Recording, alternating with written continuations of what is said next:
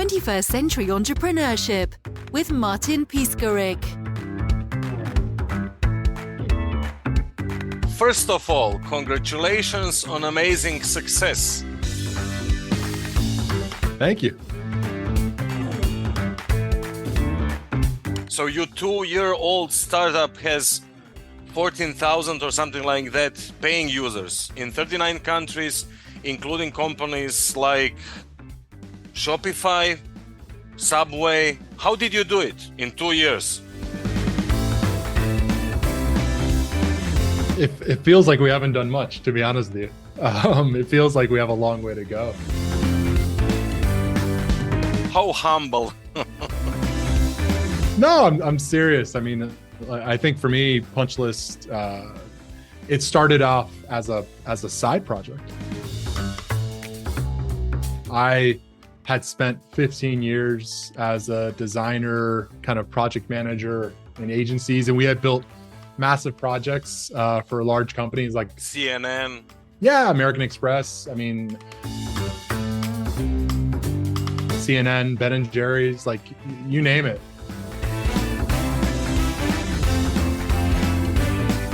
I think for me, my ambition was always, I wanted to have something for myself.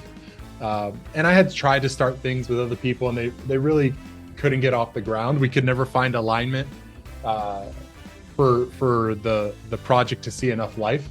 And so I committed to myself that I needed to go teach myself how to write software. I was always on the design side. And so I quit my corporate job. I took a part-time job. And at night, I would learn how to write software. I would try to break up the project into like 1-hour tasks. And I took a new approach. You know, for me, anytime I had ever started something or tried to learn something new, I'd always tried to tackle most of it at once. And this time I was like, you know what, I'm going to try to chunk this up, to break it down into small little pieces so that every night I could feel like I was making progress. I can go to bed feeling like, okay, I accomplished something. It might have taken me 4 hours and maybe some nights I didn't actually get it done, but majority of the nights I went to bed feeling like, okay, like there's something there, there's progress. And so for me, like when we talk about the success Punchlist has had over the last couple of years, for me, you know, it started off as this, you know, ambition I had and less about trying to build a big company or less about trying to, you know, build a prototypical startup like we're on the path of now. And then a lot of that changed for me last year because it went from a kind of a side project last year to, okay, now we're going to go through a Techstars accelerator program. We're one of only 10 companies in this program. And we're going to, then it went really well and things started to click and we were able to raise some funding last year. So, you know, when I think about where I was in my basement a few years ago, you know, literally with 2 screens, one watching someone do it and then me in the other screen trying to copy them. And that's how I learned. So yeah, I mean, how we did it, I think we're still trying to figure it out. I mean, to a larger degree, I don't think we've really cracked it. But yeah, we have 14,000 users. We have users from companies like National Cash Register, NCR, and we have little boutique companies and single users that do a lot of great work as well.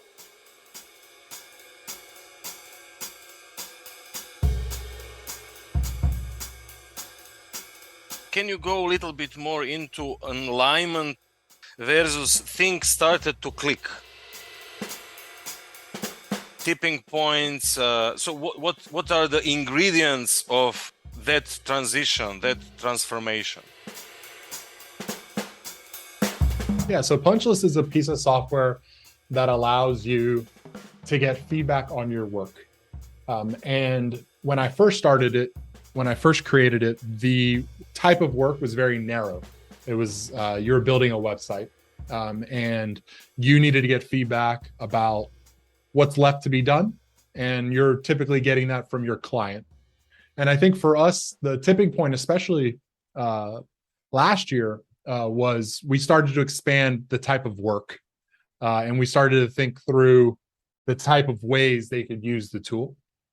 And then things became more interesting because it became less about websites, and it became more about, we have astronomy students who are annotating, charts of stars. We have architects using it to annotate floor plans and to mark up floor plans. And they're still doing the same thing. They're getting feedback from their customers, but it became very narrow feedback on websites to now very expansive, where work is just a general definition, and it could be a lot of different things.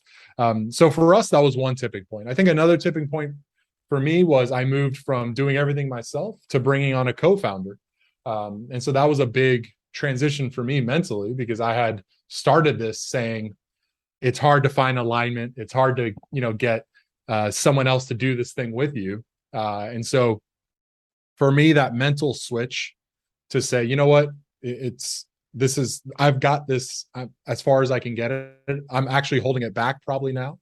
And I need to pull in someone that I trust, that is as passionate about Punchless as I am, and can multiply by many times kind of the outcome that we're looking at.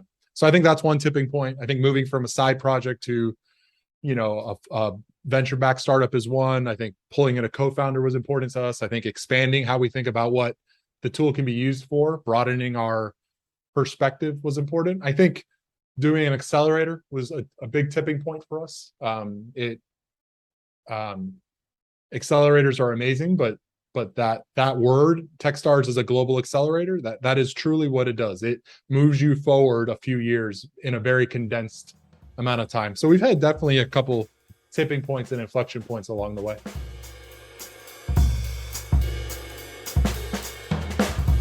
Let's go more into the skill set. I had some discussions about the difference between founder and C-level.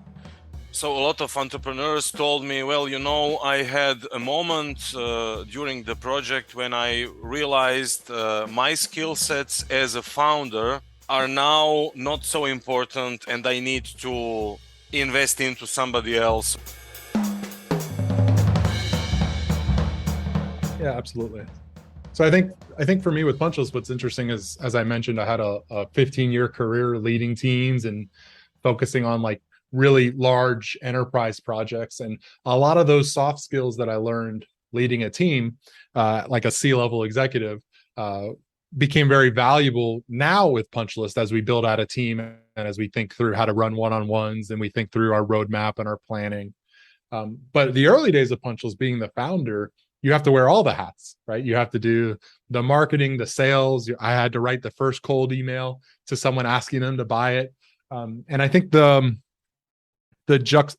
keeping those two frameworks side by side, being the founder or being like the C-level, I think most founders have to understand the balance between the two.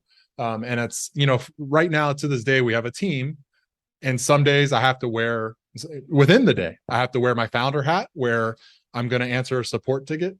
I'm going to, review an email that's going to go out to a large company.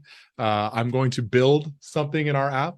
And I think from a founder's perspective, like, you have to be willing to do anything the startup needs, right? And that could be taking the trash, hiring, having a big call.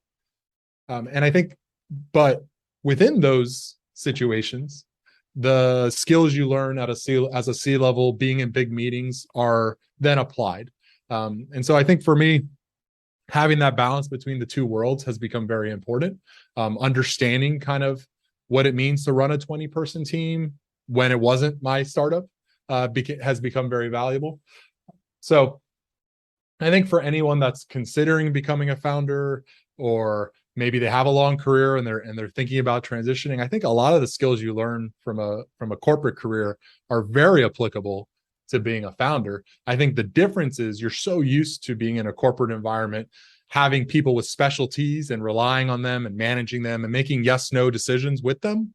And I think as a founder, you make a lot of those yourself. And sometimes you're the one that has to pick up the specialty and do it, at least initially.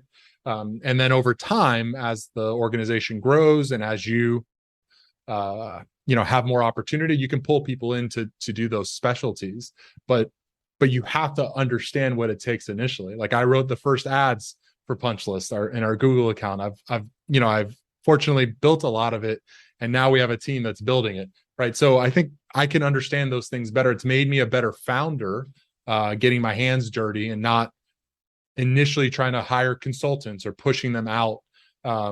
Even if it's something where I was clearly out of my depth and I shouldn't be doing it, I think it's been beneficial to at least take a stab at it and understand it, and then pull people in.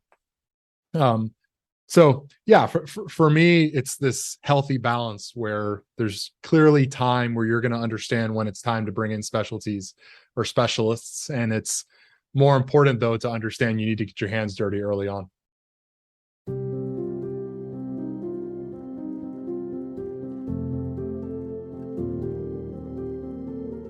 Before we go back to the platform per se, let's speak a little bit more about you. How do you prioritize and manage your time? What's your daily routine?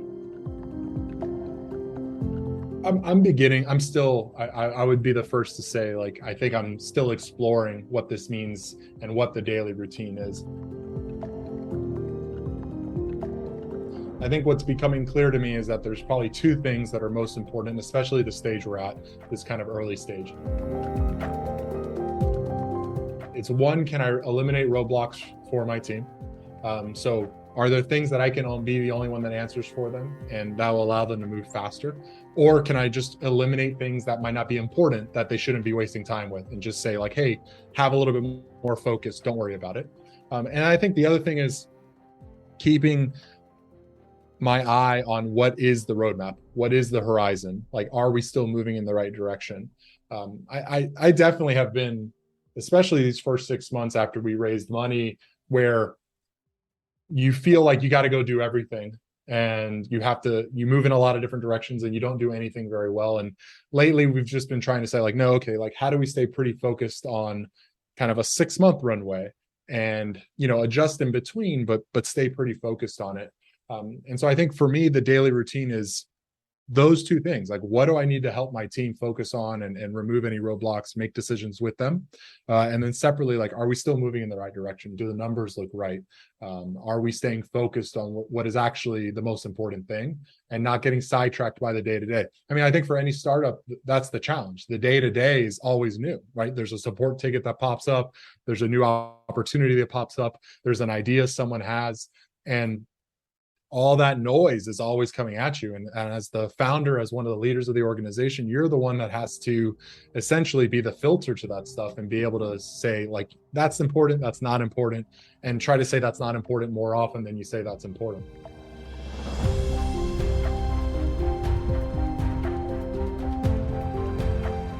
Beside the business, do you have a specific daily routine regarding waking up? So some guys are waking up at 4 a.m., some at 7. Do you have some specific sport activities? Do you meditate?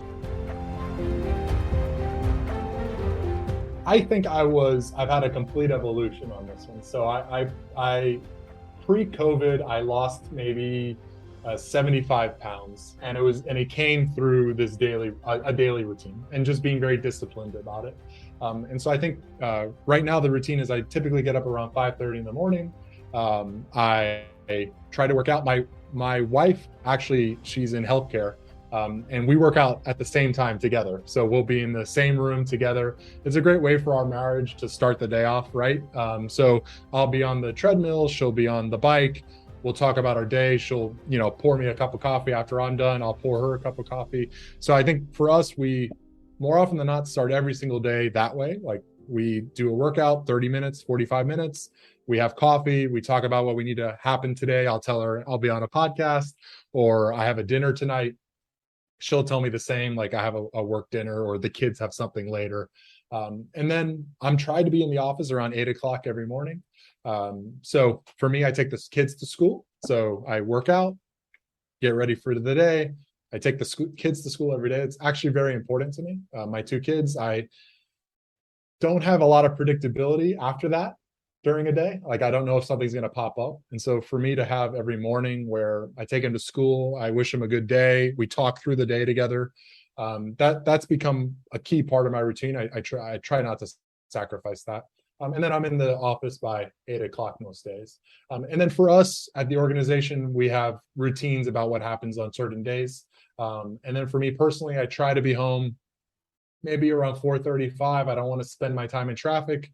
We'll have dinner, and then I'll get back to work a little bit in the afternoon and plan for the next day. One thing I've been trying to do every single day, actually right after my workout, is learn Italian. So I'm on like a almost 40-day streak of doing Duolingo every single day, which I'm actually really excited about. And I had a little bit of a head start. My mom's Italian, my family's Italian, and so I knew Italian conversationally, but not very well. And so now I'm trying to build this habit. And I was actually talking to my wife this morning about how nice it's felt to have this 45-day streak. And it's just 10, 15 minutes every day. And I've been thinking about that in other things, like whether I want to add another habit to my daily routine. Is just, can it be a 15-minute thing that I just build that habit every single day? So for me, it's working out, it's doing a little bit of Italian, take the kids to school, but most of my workday starts around 8, and then the volatility enters, like support requests, emails, and all the other things that could pop up.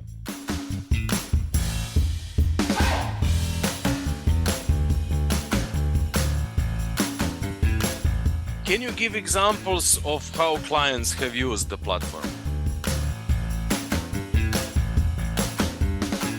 So the aha moment for a punch list, when I initially started using it, I thought the tool was going to be for teams to use it. So a designer and a developer, they would collaborate on building a new website, and the designer could give the developer feedback. The inspiration for the tool was simply what I saw in the agency world all the time. A team would ask someone for feedback, and then they would give it, but they would be giving it by email.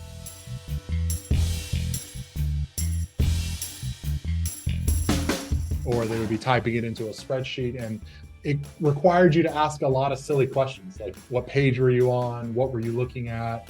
What browser were you in? A lot of that detail that makes that the person that's skilled is thinking about, that the person that's giving the feedback doesn't really consider, they don't really think about. So I was like, this doesn't feel right. Like it's creating more work getting the feedback than less work, and you're having all this back and forth. And so the initial version of Punch List was simply, can I build a system that answers those silly questions for you, right? So Punch List automatically knows what page you're on. It knows what you clicked on. It takes a screenshot of what you saw. It knows what browser you're in. So all these silly questions, all these things that make good feedback, it just does it for you. And the person that's giving the feedback, the person that's giving their opinion, they don't even have to worry about that stuff. They can just say what they see is wrong. And then we complement all of that with rich feedback. So for us, the tool, the aha moment though, was it became less important for teams, and it became more important for everyone that's outside of your team. And so the client is the one now that mostly uses Punch List, because it's just one link that the marketing team or the agency can just send the one link out, and that person with one button can say, here's everything I see wrong. And they're not typing up an email. They're not, making a PowerPoint or printing it out and writing on it. So it makes their life a lot easier. And what ends up happening is the people that need their approval, the team, they can move a lot faster, right? So use cases we have organizations, global organizations, that their production team will be in the United States, but their stakeholders might be in the United Kingdom or in Europe or elsewhere. And those people can review their work while the production team is sleeping. And so we see landing pages in Punch List where a subject matter expert in the United Kingdom will say, here's everything I see wrong. And the next morning when the production team wakes up, they'll have everything that they need to fix. We have teams that are using it to review branding. We have teams that are using it to review floor plans. We have a major restaurant group that uses it for walkthroughs of their restaurant. So they'll have someone that's at the restaurant for a new building. They'll take pictures with their phone. They'll upload it to Punch List, and someone that's in their corporate office will be able to look at the floor plan and say, oh, that's interesting. Like, here's everything that's wrong with this floor plan. and our prototypical website builds, that's the bread and butter for us, but we have students using it, as I mentioned earlier, architects, landscape architects, consultants.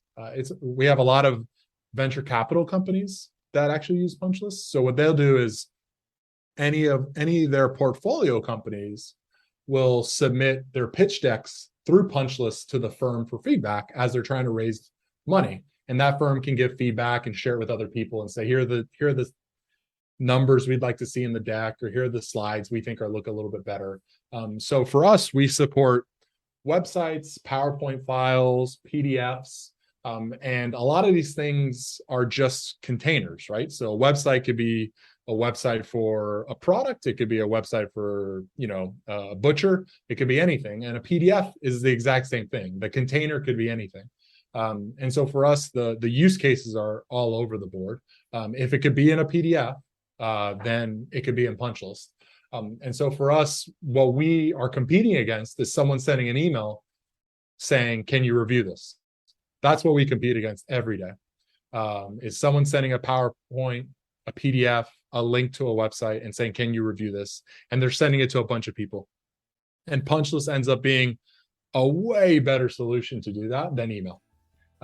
Because everything is it leads to all those silly questions that I asked you, I mentioned earlier.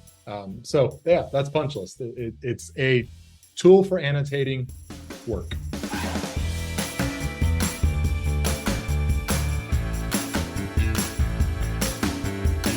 Punch list in 5 years. A tool for annotating all work. Yeah, the known place for all your creative work. I think for us, that means supporting videos. That means, being everywhere and anywhere. And it's just, we want to be the creative assistant that helps you get your work done faster. So as I mentioned, punch lists can be used for a lot of different things. If your audience would love to try it out, we'd love to have them. They can go to punchlist.com, sign up for a 14-day trial. If they're interested in paying for punch list, they can use the promo code 21st Century Entrepreneurship, or 21st Century for short. And they can unlock a 10% discount with that, and feel free to use it. Punch list allows for unlimited guests, unlimited projects. So starting at $9 a month, it brings a lot of value, and it saves you from those endless back and forth emails. 21st Century Entrepreneurship with Martin Piskarik.